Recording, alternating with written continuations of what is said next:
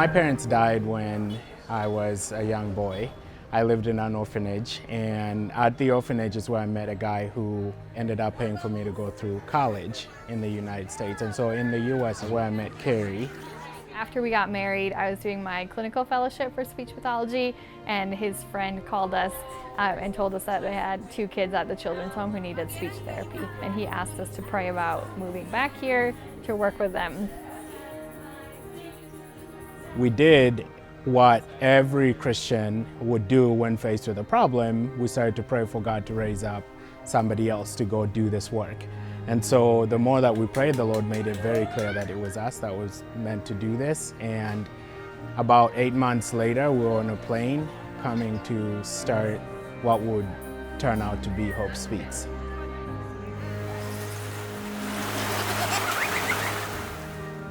They work alongside families, they teach advocacy, they educate families on disabilities and what disabilities are not, because there's a lot of misconception here. They provide support through social workers that they employ, and then of course the main focus is on speech and language therapy and feeding therapy.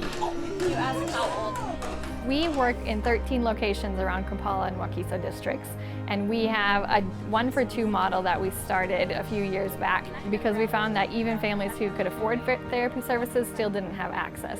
And so we opened a private clinic on a wealthier side of town where families come and pay for therapy services, and for every paid session we give away 2 sessions for free in our low resource communities to families who otherwise wouldn't be able to afford or have access to therapy services. Now we've worked with over 900 families in Kampala and Wakiso, and we have families who come from all over the country for services. The work we do is all for the kids. It's all for the people. It's so natural because everyone here just has the same passion. So the work that we do is giving back to the kids, helping them how we would want to be helped, and just trying to improve everyone's lives and our own.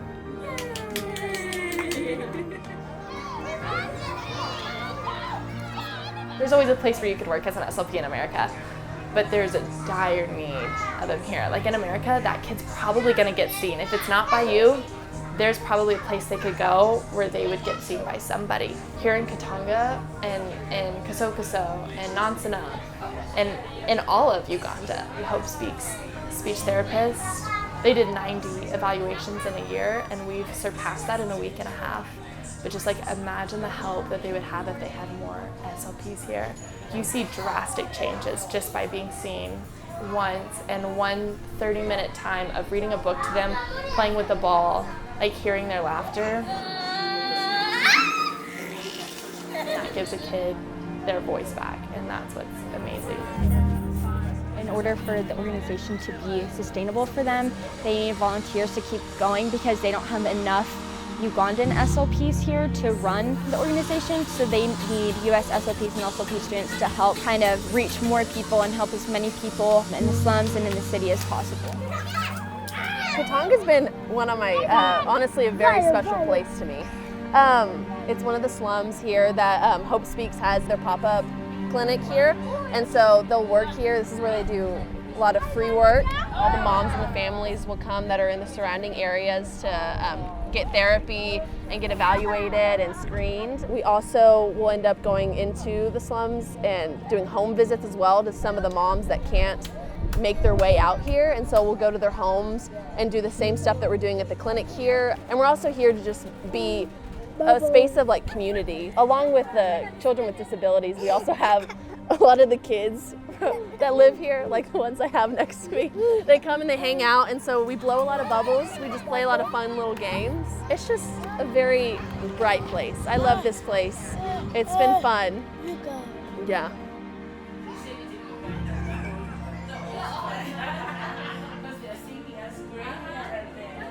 We use a lot of different therapy materials that offer sensory input, which naturally gets them excited about therapy, and functional vocabulary. We can work on prepositions, things like that. Just using tools that are exciting to them to really work on communication, communicating what they want, making choices, working on the sounds in the front of the mouth like puff or pop or buff or bubbles, and then also modeling those techniques for their caregivers so that even though they're only with us for 30 minutes, those activities can live on with caregivers once we're gone.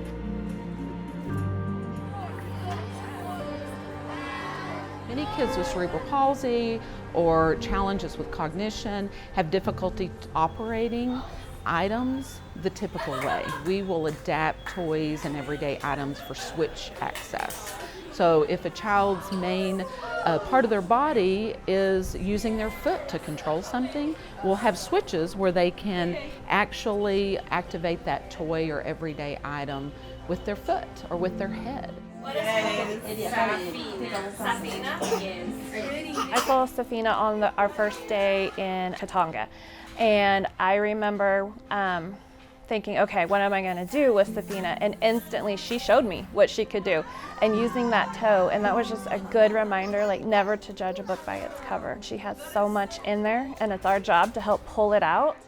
I have a dear friend, Chris Klein, who lives in the United States, and he has cerebral palsy, and he uses his toe to communicate. And he was able to make videos for me to show her and her family on the possibilities of what could be. He has a master's degree in theology. So just seeing the looks on their faces when they saw someone that was communicating like her was just really powerful. When we started, one of the things that we found out is that people with disabilities here are so ostracized and marginalized. In fact, they're the most ostracized and marginalized in all of society. By the time these parents come to us, they're already thinking of themselves as low as they can. And so we didn't want the fact that we're Christians to hinder their ability to come and get therapy. We wanted it to be an open space where everybody, regardless of what they believe and where they are in their faith, can come. And so that's why on our website, nothing says that we're Christian. But then when they come, everything that we do, because they ask questions about why is it that we care about their kids, and then we use that opportunity to be able to share that it is the love of God that compels us to do what we do, and that we're here to love on them regardless of whether they're Christian or not. We've really seen how providing services and building that relationship with families opens the door for that conversation about the gospel, and there's really no better way to show the gospel to them than through loving their kids, especially in a culture where everyone else has pushed them away and turned them away.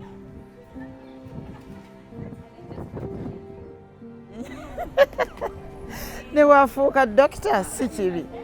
Mukama kyaba mutegekedde oba doctor oba musomesa oba kyaba mutegekedde.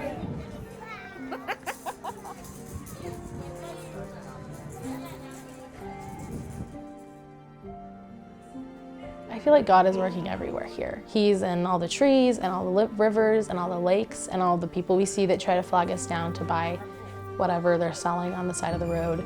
But I think it's very evident in just all of the kids that come. He is like joyful in them and showing so much strength and love just with these kids that have gone through so much, and they are ostracized by the community that they have been born into, but God has like given them like their moms, like their strong moms that bring them. So I think the kids and the joy that they just exude and they give out is where I've seen God the most. One morning during our devotion, one of the words that I gave out was rejuvenation. And like this whole trip has made me feel really rejuvenated. Like I feel like I'm just at the beginning of what I like to call my service and what I can do to support a community or a population of people. And so I've already talked to Ben and Carrie about potentially coming back for next year to serve again, but I also want to continue my service and to continue supporting. So that might not be physically here on the ground, but if that's making donations or if that's sending things to support the families and the people that Hope Speaks serves. We are really excited that we're going to be embracing a more holistic model in the coming year because we have seen a huge need for more nutrition and medical support for families with disabilities around Uganda. So we'll be doing more medical financing for kids to receive high quality medical care and also expanding our discipleship programs and really investing in the local church and developing partnerships and doing training for pastors and helping them learn how to come alongside families with disabilities in the communities. Missions gets a really bad rep these days, especially short-term missions, but my life was changed because of a person who came on a short-term mission trip. It was 9 days, and over those 9 days, my life was not the same again. What we tell people is that there's a place for everybody. All you need to do is let us know what gifts you've got and what you feel passionate about. We've got places for storytellers, we've got places for social workers, teachers, we've got places even for people who are just gonna come to love on these moms, because a lot of times just spending time with these moms who have been ostracized is huge for them. It gets to tell them, you know what, I see you, I love you, and there's somebody that cares, and I'm willing to leave my life in the US to come and spend 10 days, 2 weeks, or even 3 weeks with you. There's a place for everybody, but then if somebody cannot come, we absolutely understand. You can always donate on our website. I started as a volunteer. Whenever teams could come in, too many teams, and they need more drivers, so they could contact me, come drive. I see Hope Speaks far, like covering, let me say, 70% of Uganda. By God's grace, yeah. I see Hope Speaks having a big organization with a lot of speech therapists, like take care of these kids. Yeah. I see Hope Speaks as a door to someone's destiny. Yeah. Thanks, Ivan. Where do you see or hope to see Hope Speaks go in the future? Do you really want that answer? Yeah. My dream is for us to be able to put a speech therapist in every school in Uganda one day.